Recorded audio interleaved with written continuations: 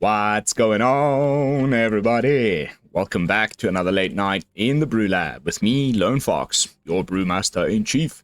And tonight, in the BrewLab, I'm coming at you with another episode of Serious Jank. You know, it's that kind of jank that might actually be quite serious. And so, without further ado, let's jump into tonight's brew, simply called the Red Cauldron.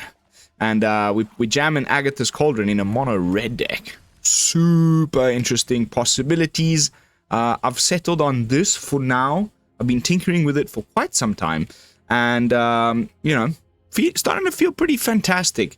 What I'm most excited about is the fact that we get to play with a card that I never thought I would play with.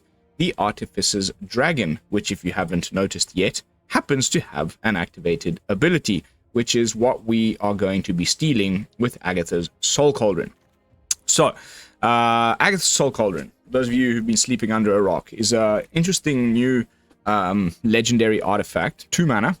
It provides a little bit of graveyard hate, so I've seen a lot of lists, even in Explorer and whatnot, replacing the, what's it called? The, oh my goodness, the vehicle that,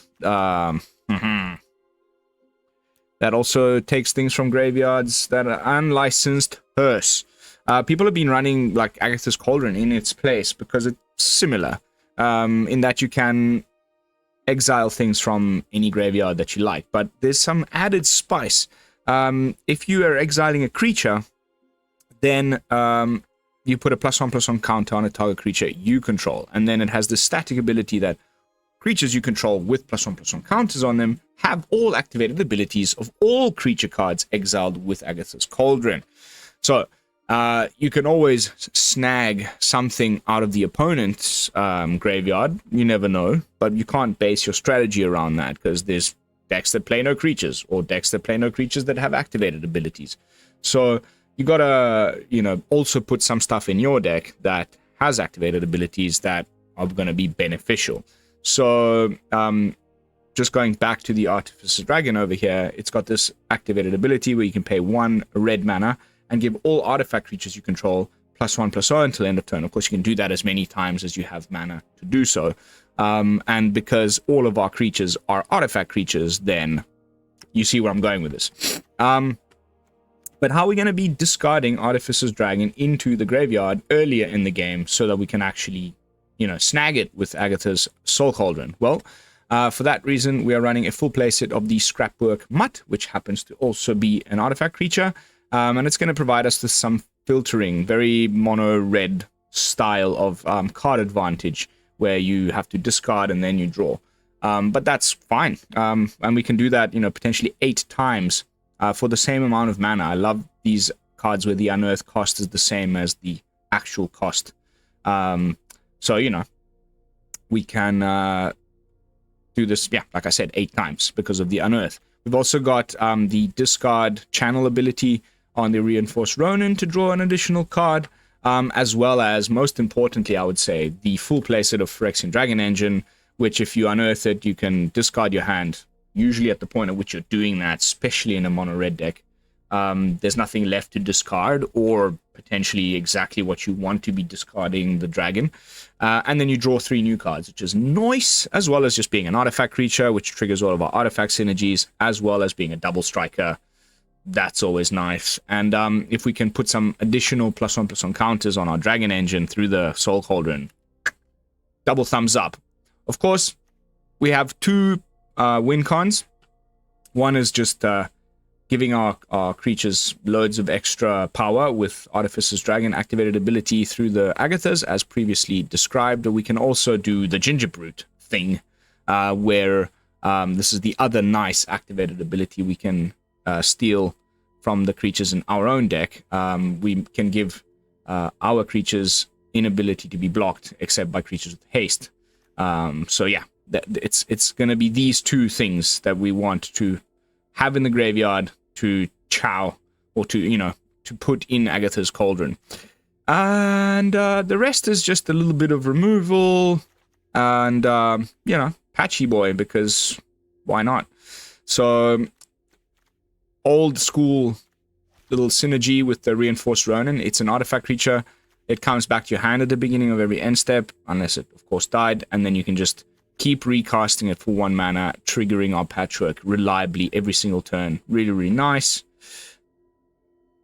Couple of Witchstalker's frenzies. I keep friendlies. Witchstalker frenzies for Sheldred, of course. Voltage Surge can do 4 damage because we have so many artifacts to sacrifice.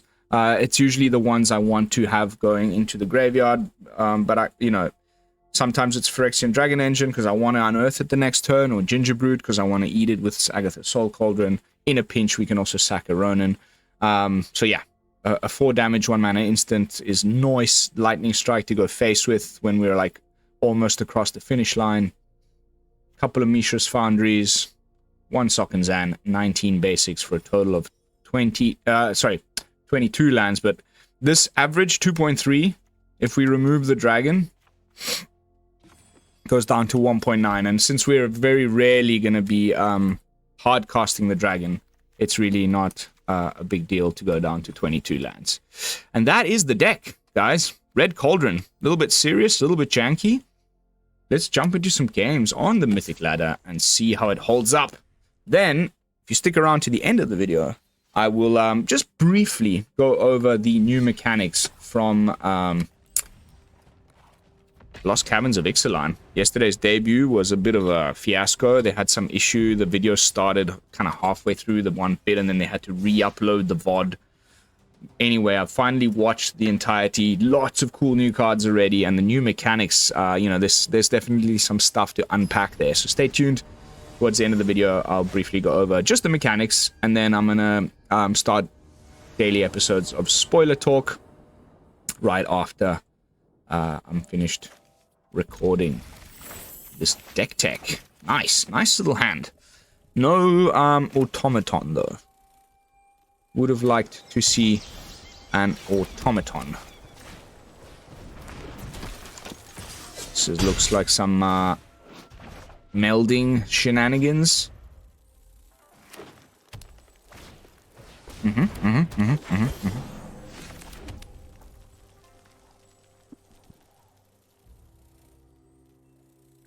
Yeah. Get the Cauldron down.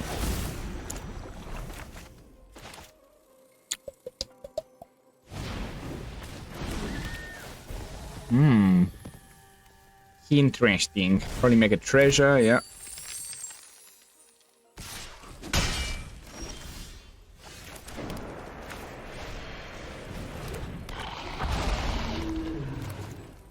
Need a way to we need to find our discard our mutt.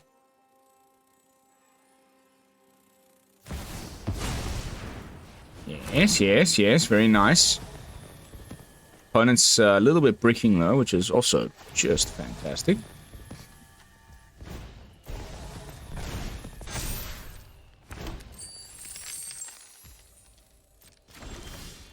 Haha! I like to see that. Can pay 2 to gain some life. Exile it with the Cauldron. Give our little dragon engine here some additional oomph with which to swing. Now let's see. I mean, I don't think he's blocking with these. Okay. Cool. Thought you needed the ramp there, but I guess it's quite a bit already. 1, 2, 3 from the Bramble, 4, 5 mana available to him.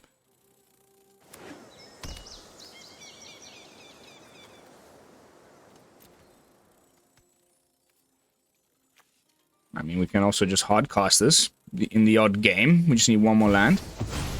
Oh, ribbons. But now we've got this unblockable Phyrexian guy. So I'm not too worried about this. It's just could kind of slip out of our control if we don't watch out. I think it's time to go draw a card here. Jeez, eh?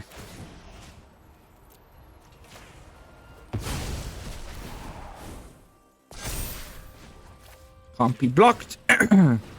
And swinging.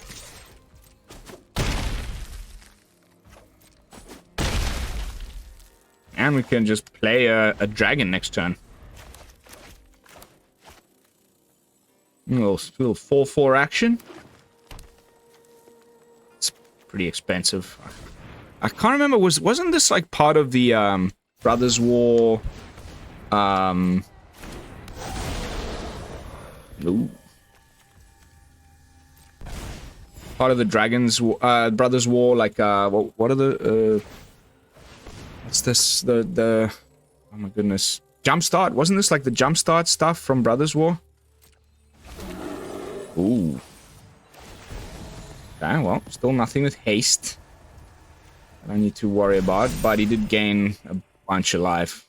It's getting close to being a big problem right now, so.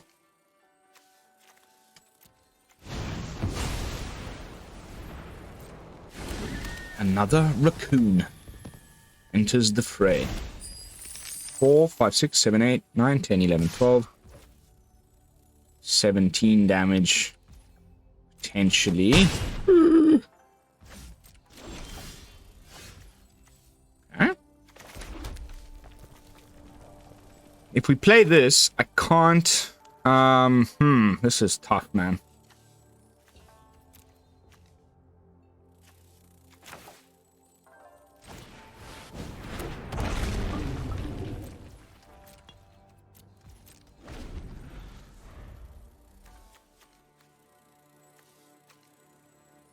Cool that, like, we ran into some fellow jank master here. So, I mean, he's close to... Ooh, let's see if he mills something now with the tortoise that we can steal with the cauldron. Swing, swing, swing. Ooh. Yes. I'd love to have your bramble familiar. Don't know if these two really go together as you thought they would, my dear fellow.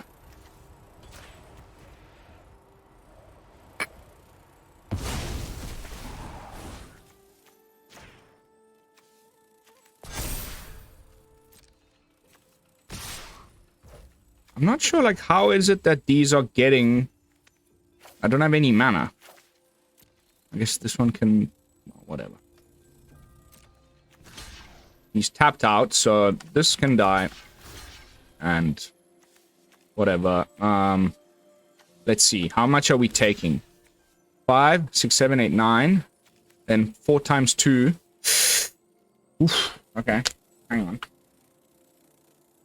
Maybe I should have put that +1/+1 on the gorge, on the dragon engine. Damn it! So 4 times 2 is 8. Right? 9, 10, 11, 12, plus 5, 17. Am I doing my math correctly? 4 times 2 is 8. 9, 10, 11, 12. Plus 5, 17. I think we go to 1.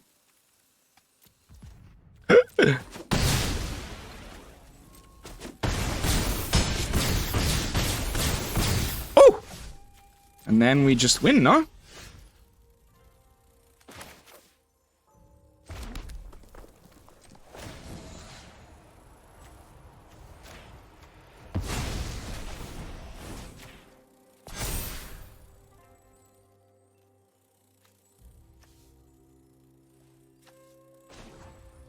Can't be blocked.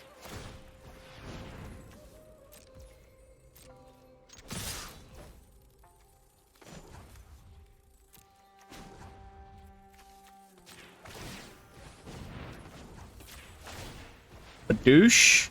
Badoosh. Badoosh. Hooah, baby. Hooah. Yes. Nice. Very nice. Very happy about that. Honestly.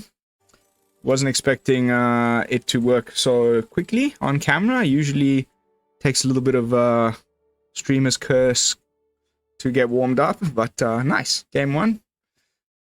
On to the next one. By the way, look who's ready for action. Went and splurged ahead of time 14th November is actually going to just suddenly be upon us. Sooner than you know.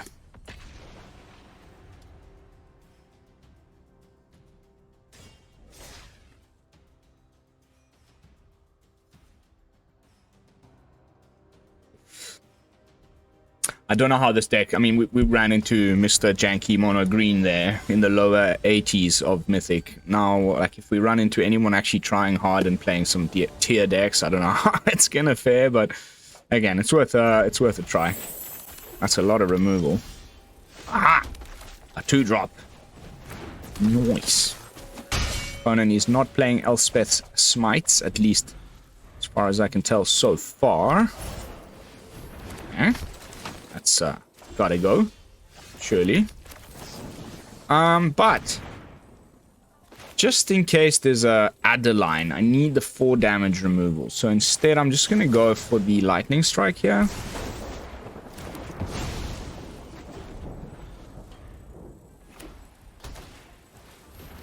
Yeah, there's definitely an Adeline somewhere in this deck.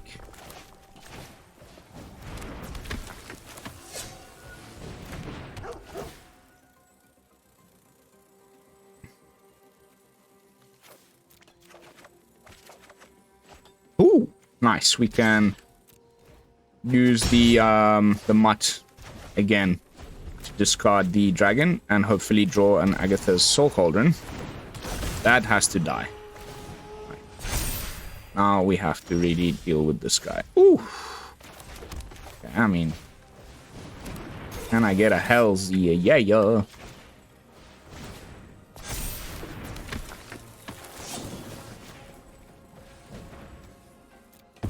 Didn't even need to really sack it, but opponent decided it was time to give up. And that makes me a very, very happy little chappy. We didn't even, yeah, that was silly. Why did I even bother sacking the Mutt? We could have just killed that and swung with more things. So, bit of a misplay, but it was enough to see the opponent off. It's a version of artifacts that was popular for a little while around Kamigawa with the patchwork. I put up plenty of decks like that on the channel, which was like mono red aggro artifacts. And again, like the slight benefits of this overlap of sets that were not supposed to be in standard at the same time before the rotation decision was made. And so, oh, what a hand. We have this patchwork deck. And now we've got Agatha's Soul Cauldron. I did initially try putting some Sir Gingers in here, but honestly, it wasn't really that necessary. Okay, Patchy boy. You got this. Hopefully no, you know, Golgari plays a lot of these, like, you know, Liliana, Sheoldred's Edict. Okay. A wary thespian. The cabaret performance has veered off script. So how are the acrobats? Still moving. Ooh. Gotta play the second automaton now. In case there's a turn 3 Liliana or something. But this isn't looking like the usual Golgari. Opponent's playing some weird-ass jank. And like, okay. 3 jungle hollows in the top 10 cards of your library. Sucks to be you, mate.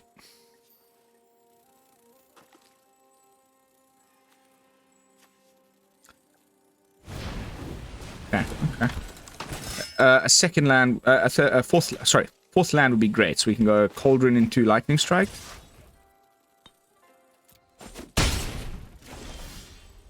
Love it when the deck just listens like, mwah.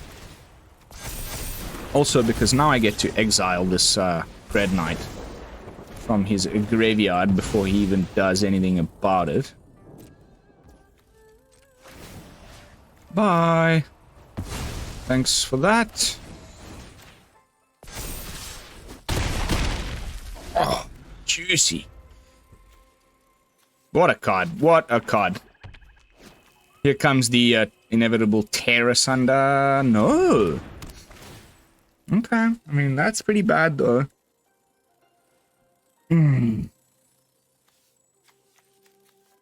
because now he just gets to immediately flip it. I guess that's why he had this, like, 3 power 2-drop. And that's a lot of mana now. Ooh, I'm scared. I get really scared now. This will get rid of something. I guess that'll only leave him with 1 blocker. He may be a bit scared to do that. Okay.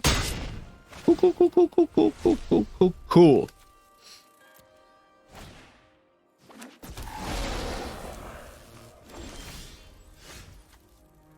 There's that.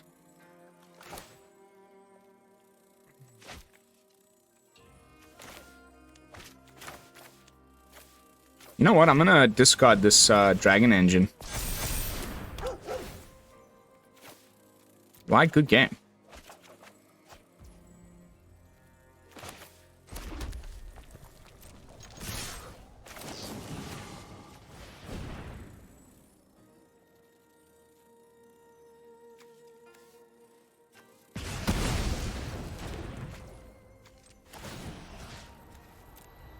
Not. Okay. Now we can draw some cards next turn and get in a double striker.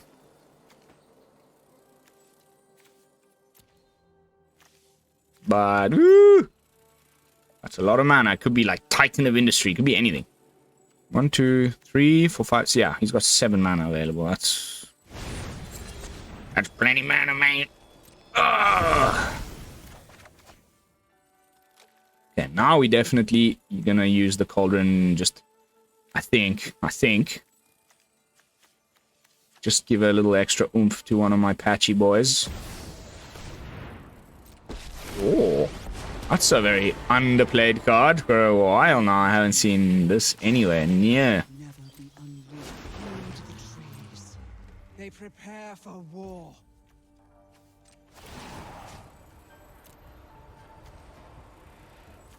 Sure. Why not? Ooh.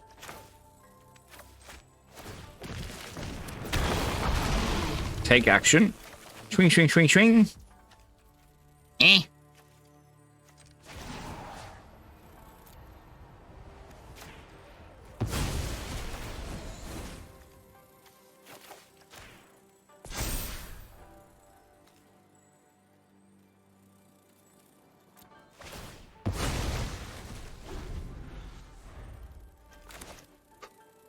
Digging for one of the ways to give my patchworks unblockable before it gets too late. Like, it's probably already too late. Oh! Oh! Hello, creatures. I should have waited. Okay. I guess he plays out the virtue now. And we're pretty much in the position where we need to find... Okay. Okay. You should have probably used that on my patchwork, but okay, I mean, unless you got another one in hand there.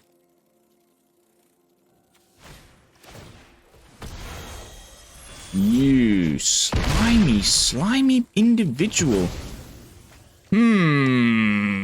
That was bad. Okay, so Mutt. Discarding Mountain. Oh. What are the chances?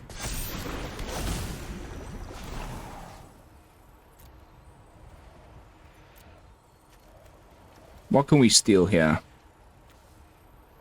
I think just in case, you know.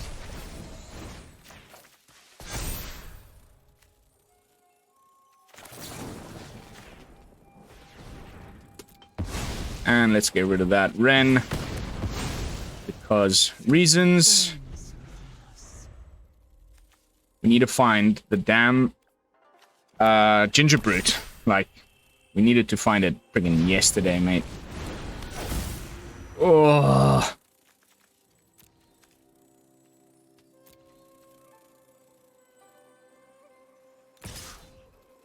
Yep.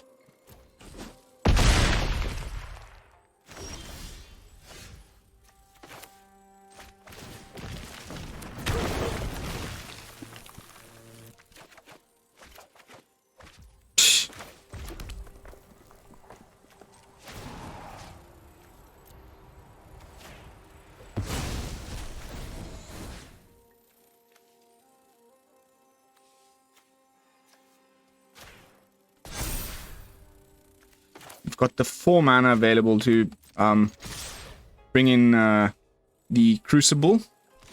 Okay.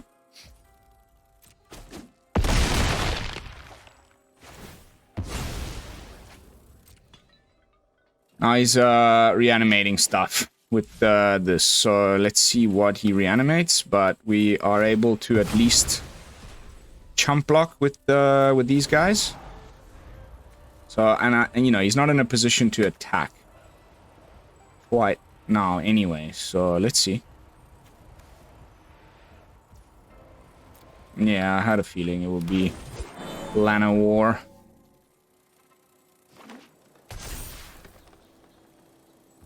Now he's gonna swing.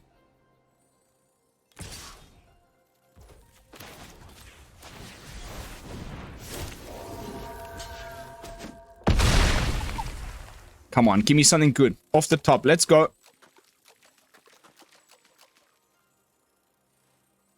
Nah. No. No way, dude. What deck is this, man? Yeah, and I get given absolute freaking nonsense trash. Thank you. Unbelievable, dude. Unbelievable.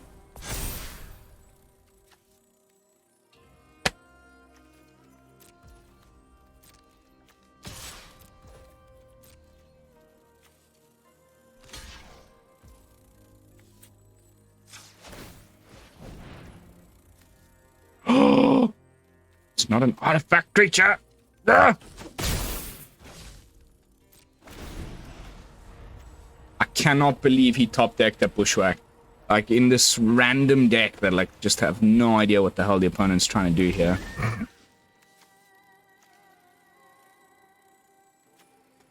Luckily we have the Foundry to block with.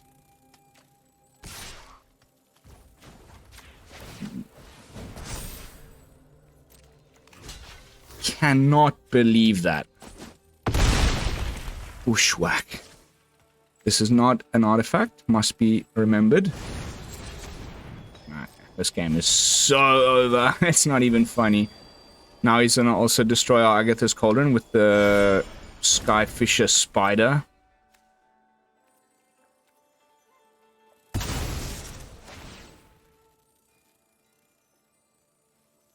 Yeah.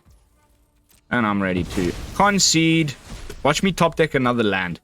These are the types of matches when you just know that the game is like trying to fuck with you.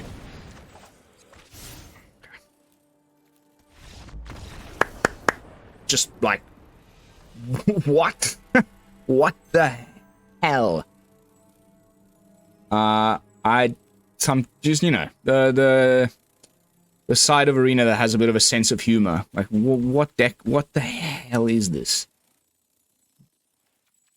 Like, absolutely nonsense random deck that makes no sense to me. And we lost. But hey, it was close. And we learned some stuff. So I'll consider it overall victory. On to the next one. How are we doing for time? 29 minutes in. I think we got time for maybe 2 more, depending on how quick they are. Couple more matches, and then we can jump into some mechanics from Caverns of Ixalan.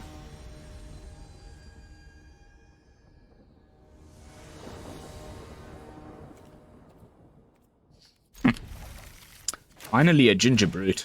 Been digging for you last match. Didn't find a single copy. Almost got halfway through the deck.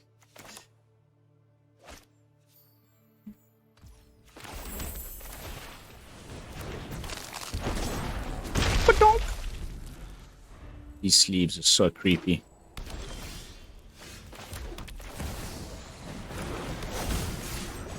Again with the Golgari that has Tear Asunder. Like, wow, I'm running so much into this color combo. And it's not even the top tier deck. It's just, I guess, a lot of people enjoy playing it. I also did last season thoroughly. Dark Forest version 4 was, and still is, super performant. IMO.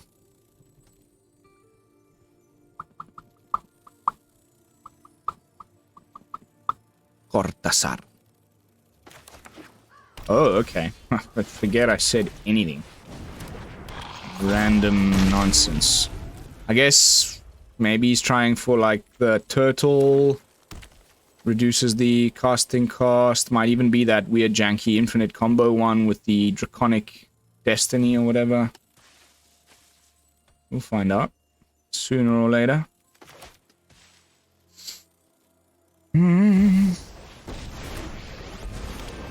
Okay, sure.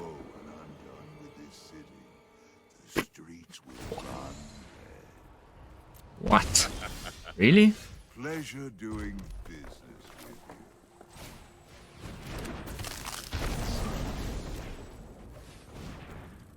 you. Don't think you're some big hero.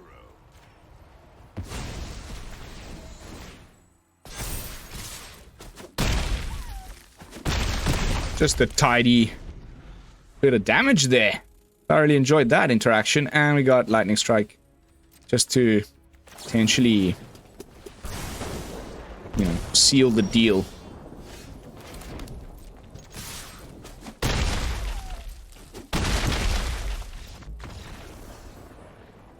Okay. Wow, the ladder's providing us with some proper jank tonight. I mean, what was, like, even the last deck we just saw, and now this? What? But hey, like I said, a win's a win, always take it. And now we are 32 minutes in. Guys, I think we've done the thing. I don't know if we really need to spend too much time more than that playing. I'm happy to call it a night. And just go straight into some Ixalan stuff while I continue to like refine this deck. I think it's honestly pretty freaking nice, like better than you'd think, and maybe with some slightly different card choices could get even better. I'm really enjoying the idea of this combination plus like shenanigans. Like, what other activated abilities could we put in a mono red deck that would be nice to snag here? You know, even Godric, you know, like, even though it doesn't really... No, it's only once he gets to be a 4/4. Nah, but, you know, there's red cards with activated abilities. I had a good look at some of them when I was initially thinking about this brew, but then I just settled on this artifact, you know, shell, because of the patchwork. I thought, you know, if you're going to be playing Agatha's Cauldron, why not also play the patchwork? But yeah, a fun little brew. No brew labifications to be made last minute. I'm going to leave it exactly as is. So before we say goodbye, it's time to bring up some Ixalan mechanics. So again, these articles and all of the spoilers and everything are available for everybody to go and look at everywhere online. I don't need to, you know, reiterate things that are just easily findable online. I just wanted to talk about it briefly. The first one over here is Craft, which I can't liken it. Maybe something as similar to Meld, in that you need there to be different specific things on the battlefield that then you kind of exile this, and then put them all together, and then something new happens. There was that, you know, while I'm here and we've got a little bit of chatting to do. What was the name of that card? Mecha something. Is it white? Blue? No. Black? Green? No. No, it just wasn't called Mecha. Vehicle? We'll find it here for sure. The Mech Titan Core. Mech Titan, not Mechatron. Megatron. Mech Titan. You know, where you needed to have like 4 other artifact creatures and or vehicles, and then you exile them, pay 5, and then assemble the Mech Titan. It's something similar to that when you read it carefully. Focuses on two of the better parts of exploration: finding cool stuff and then building better stuff from the cool stuff you found. Each card with craft is transforming double-faced card, so it'll have this little symbol over here, which shows the front side, and usually this little triangle here in the bottom, and this will show us both sides. I believe this is also the thing from Marrow's teaser, where we have a popular sorcery from Tempest becoming an ETB trigger. Deals 2 damage to any target. I'm thinking this is it. As with previous transforming double-face cards, you always cast the front face of these cards. That's the face with the craft ability. As you can see, craft with artifact over here.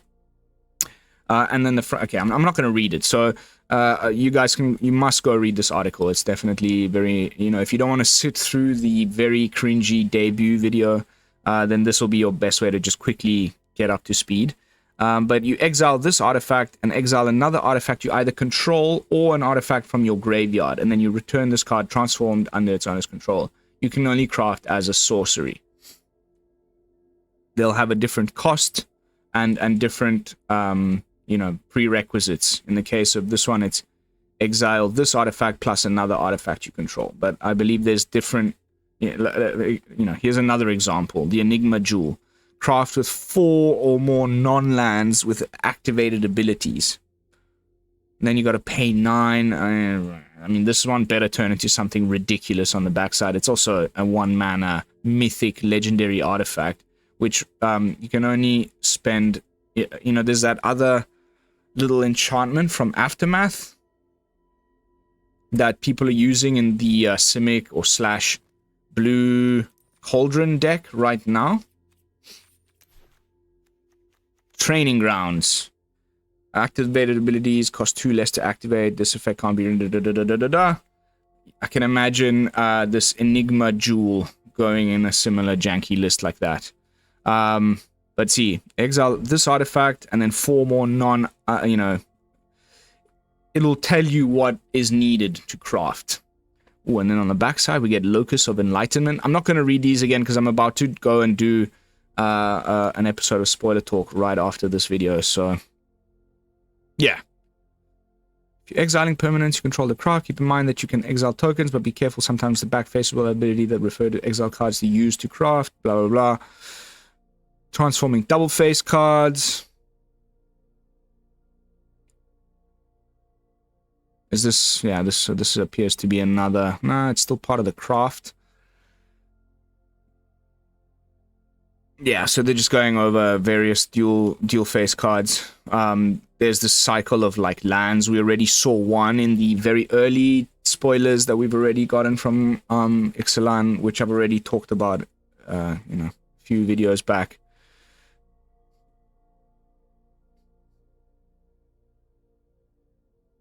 Yeah, here we're going to be talking about these landmark counters. There were so many different new counters in the set that we saw from Marrow's teaser. But here's the actual proper next whole heading as far as mechanics. And the next one is called Descended. This is the one in Marrow's teaser where he was saying, there's a new word that cares about the number of things in your graveyard. So onwards towards Chimil we go. Several cards in the set have abilities that check if you have descended this turn. You've descended if a permanent card has been put into a graveyard from anywhere. So that can be milling, that can be something just being killed, that can be, sacrificing, that can be whatever.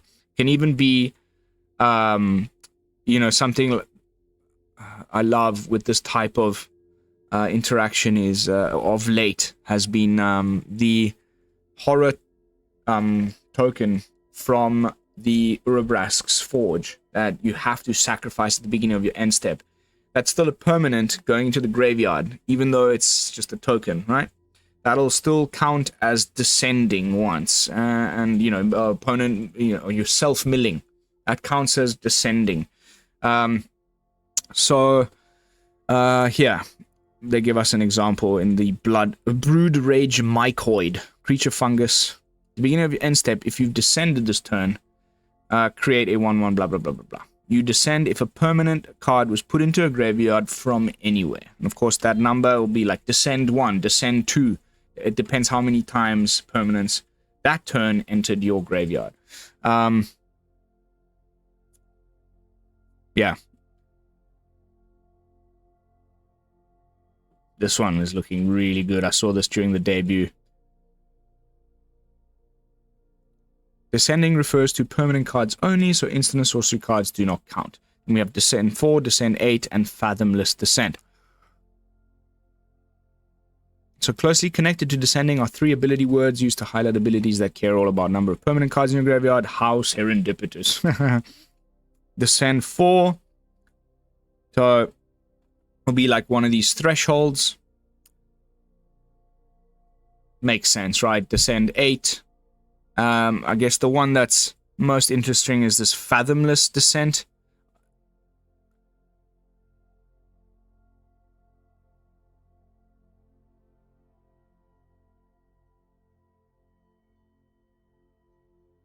Are very similar, but rather than specifying a required minimum number of permanent cards, they just get more powerful the more you have.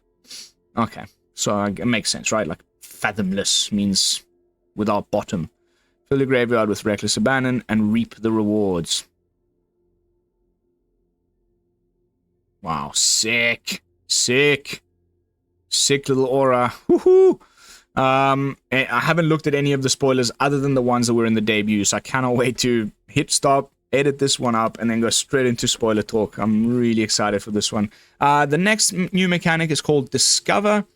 The new keyword action Discover lets you delve, not that delve, deep into your library and explore, not that explore, for a spell unknown.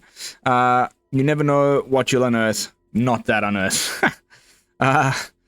Wow, like, the more sets are added, the more, like, overlapping and convoluted. I mean, wow, magic is just crazy. I love it.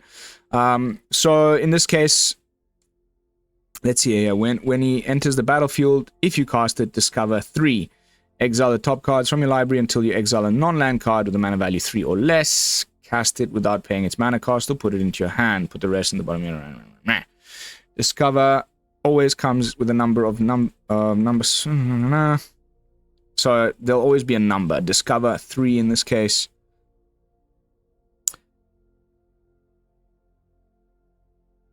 Exile cards from your library one at a time until you exile a non-land card with that mana value or less. Then you have a choice. I like this. They were talking about this in the debut video where it's kind of a fixed... oh my goodness, what's the mechanic I'm thinking of? Cascade.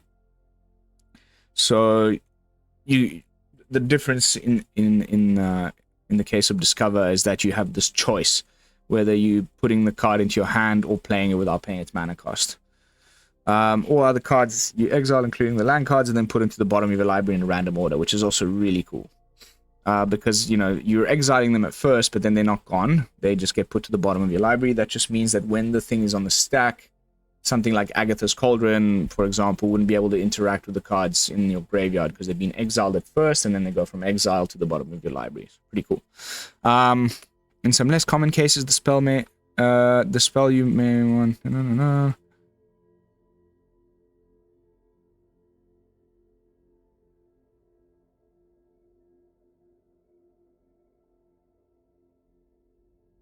You would be allowed to cast. Wow, okay, cool.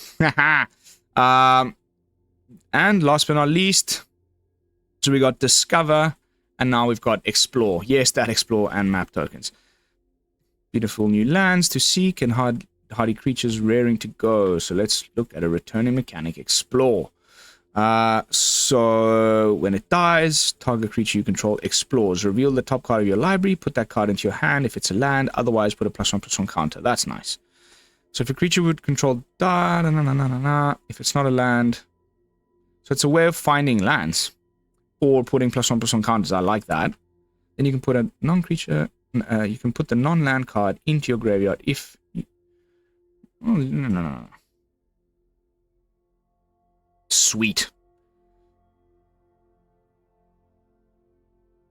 And a few of these cards are going to have this ability to make map tokens, and then you can sacrifice them to explore. Nice.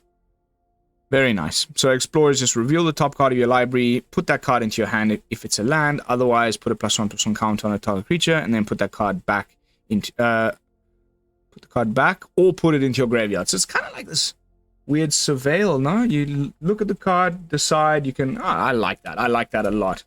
That's a nice returning mechanic. And I was not around during Ixalan. I wasn't playing during the first Ixalan, so... I'm not, for me it's not returning, for me it's new. And then we got finality counters. I guess this is the new, the new Deciduous counter or whatever. So if a card has a finality counter on it, when it dies, it goes into exile and not into the graveyard. So there'll be things that will allow you to reanimate things to the battlefield, but they'll have a finality counter on it. So then if it dies that time, it's gone for good. And that's it, guys. That's it.